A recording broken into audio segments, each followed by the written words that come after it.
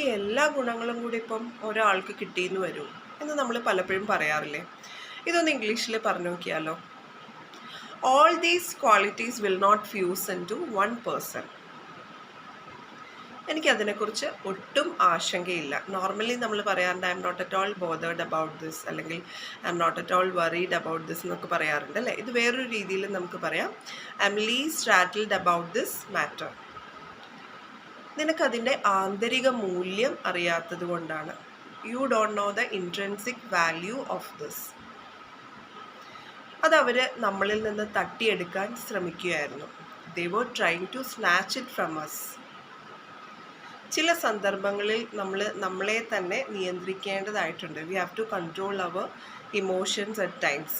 ഇങ്ങനെ പറയാൻ വേണ്ടിയിട്ട് നമുക്ക് ഈ ഒരു സെൻറ്റൻസ് യൂസ് ചെയ്യാം. At times we have to box up our cells.